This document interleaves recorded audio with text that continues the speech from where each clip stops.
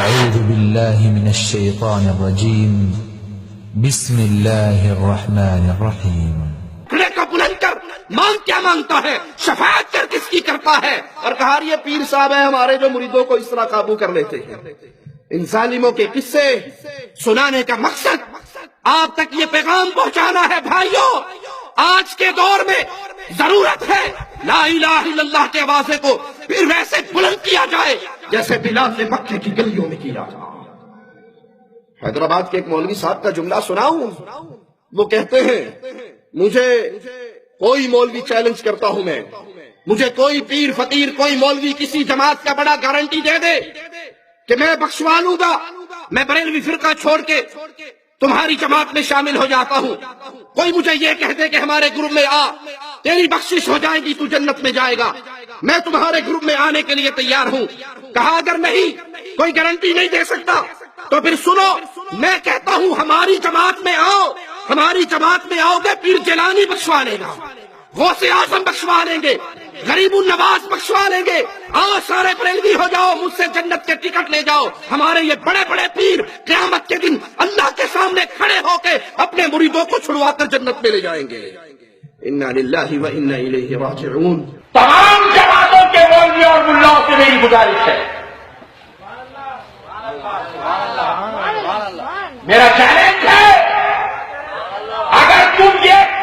مجھے تمامیت دے دو، مجھے اس بات کی ضمانت دے دو کہ جب میں مر جاؤں گا تو تم میری بخشش کراؤ گے،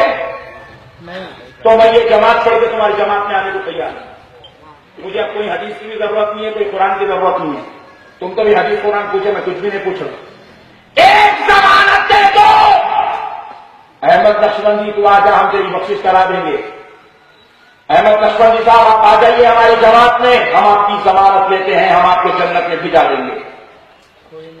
کوئی جماعت کا مولوی اور ملا مجھے اس بات کی ضمانت دے دے میں اس کی جماعت میں آنے تیار ہوں، نہیں دے سکتا تو آزائے سنت میں میں ضمانت دیتا ہوں کہ تو میرا غوث اعظم بخشانے کو تیار ہے، غریب نواز بخشانے کو تیار ہے، بابا شرف الدین بخشانے کو تیار ہے، ارے کوئی بھی تیرا دامن نہ کھانے تب فاطمہ کے پاپا تو ہے ہی ہے۔ ظالم تو نے چیلنج دیا ہے، میں تیرا چیلنج قبول کرتا ہوں، اللہ کی قسم واحد بن جا، محمد کی حدیث گارنٹی دیتی ہے تجھے اللہ جنت دے دے گا۔ اللہ کی توحید پہ آ جا،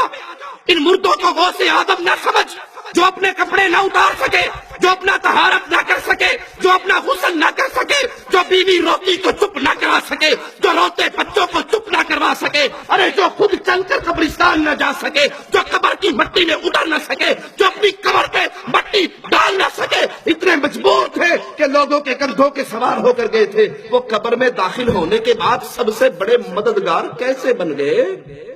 غوث اعظم کا معنی کیا ہے؟ سب سے بڑا مددگار۔ اور دھرتی پہ لوگوں سن لو، کائنات میں سب سے بڑا مددگار صرف ایک ہے، اور وہ نہیں ہے جو مر کے مٹی میں دفن ہو جائے، وہ ہے جو سب کو مارتا ہے، اسے موت۔ تم کہتے ہو ہمارا بابا انڈیا کا غریب نواز ہے، ارے اللہ کی قسم کائنات میں غریب نواز دو نہیں ہے، غریب نواز ایک ہے۔ اگر تمہارا یہ بابا غریب نواز ہے تو اللہ کو کیا کہو گے؟ ہم کہتے ہیں اللہ غریب النواز ہے۔ کیسے؟ دلیل مانگو ہم سے۔ وہ مالی کہتا ہے انتم الفقراء،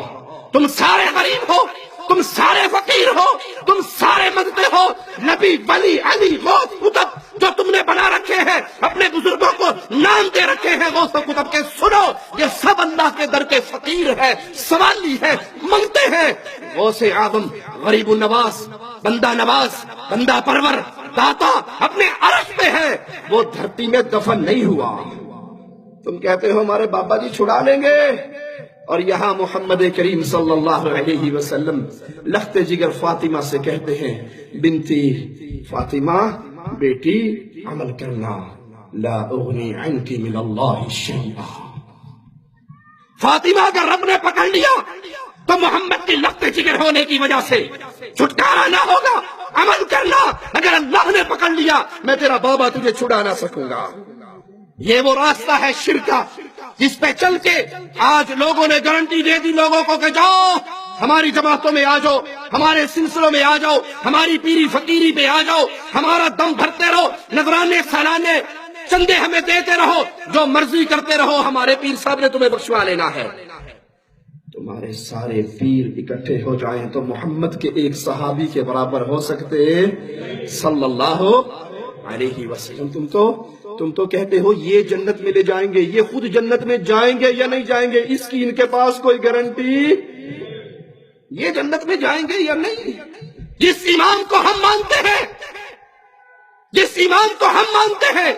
جس کو ہم نے امام اعظم کہا، قائد اعظم کہا، رہبر اعظم کہا، اللہ کی قسم اس کی گارنٹی ہے جب تک محمد دروازہ نہ کھلوائے جنت کا دروازہ کوئی اور کھلوا نہیں سکتا، جب تک میرے آقا جنت میں نہ جائیں کوئی اور نبی جا نہیں سکتے، جب تک مصطفیٰ کی امت نہ جائے کسی نبی کی امت جا سکتی صلی اللہ علیہ وسلم۔ یہ گارنٹی صرف اہل الحدیث کے پاس ہے، وہ جنت کھلوائے گا، جنت میں پہلا قدم محمد کا لگے گا صلی اللہ علیہ وسلم۔ تمہارے امام جائیں گے یا نہیں جائیں گے اس پہ کوئی ثبوت اور گارنٹی موجود؟ میں نے کہا